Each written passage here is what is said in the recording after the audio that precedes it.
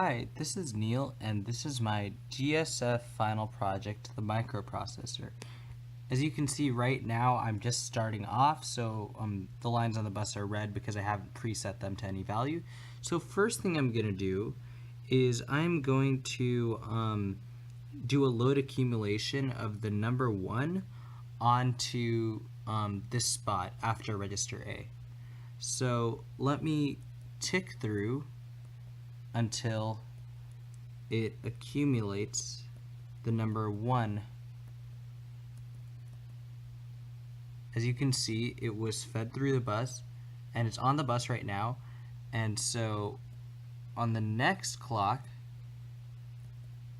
if we go ahead, you see how register A is enabled, but it's a falling edge register. So what occurs here is as soon as enable goes off, you see the number 1 was fed into A right there. Now that we have 1 in A, I would like to add, let's say, 3 to that number and then load that back into A, which is what this addition operation, adding 3, does. So let me demonstrate how it works. Let me start ticking through so that you see the program counter is currently on the adding 3 steps. So what happened was while I ticked through, it was fed through the instruction register into the FSM output. The tri-state buffers were activated, allowing 1, which is 3, onto the bus. And what's going to happen here is if I tick again, this enable B is currently activated, but this is also a falling edge register. And what occurs now is when I tick and B is turned off because it's a falling edge register, when it's turned off, the data is transmitted through over here. And just after that occurs, the tri-state buffer was turned on for the output to the ALU, and you could see we have our correct answer, which is 100 on the bus. Now, to demonstrate the output function, which is 0100, I will, in the next step, read it out to the output, and you should see the number that corresponds to 1 plus 3, which should be 4. So let me just demonstrate that real quick. The clock is ticking over there.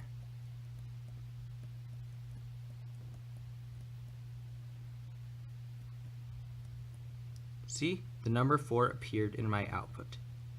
Now I would like to demonstrate my get input function. Let me add, let's say, the number corresponding to 101, which is 5 in binary.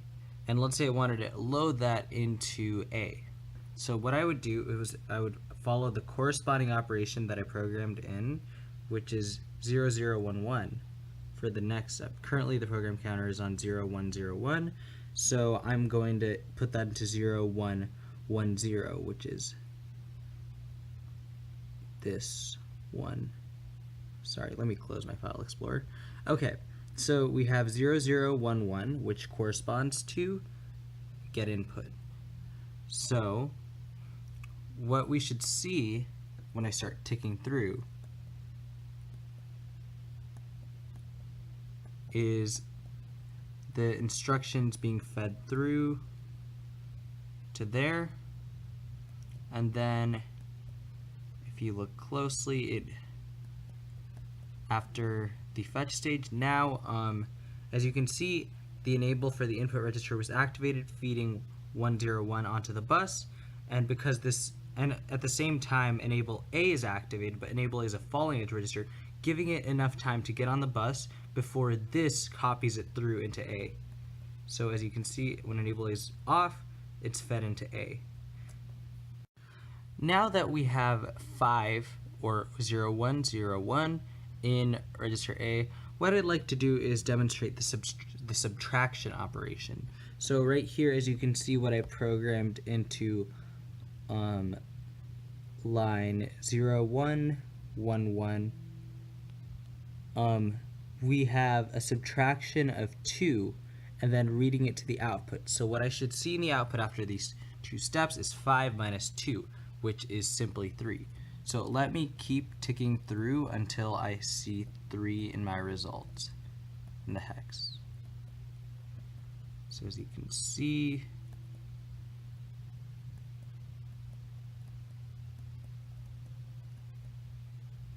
the results are being fed through. There's 3. And 3 is our result from 5 minus 2, demonstrating that the subtraction operator works. Now for the last part of this video, I'd like to just do something fun and show how this operates very quickly if I enable ticks of this clock at a very high frequency. As you can see, I'm just simply adding 2 each time and reading that to the output, adding 2 each time, reading that to the output over and over again. And because we're starting at 3, it should go 3, 5, 7, 9, and so on and so forth. So let me enable ticks and show how it is iterating through 3, 5, then next is 7, 9, and so on and so forth. Let me try to make this a repetitive cycle. As you can see, because this hex, it can only go up till F, and then it resets 1, 3, 5, 7, 9,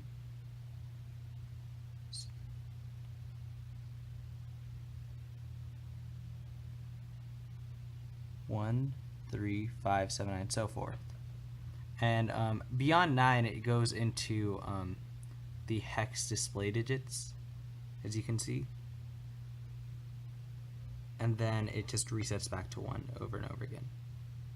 So just one last note. I'd like to note that while this ticking through, this is going like 1, 3, 5, then 7, then 9, and then B. This is not a 6, this is a B, and this is a D, and this is an F, which correspond to 11, 13, and 15 in hex.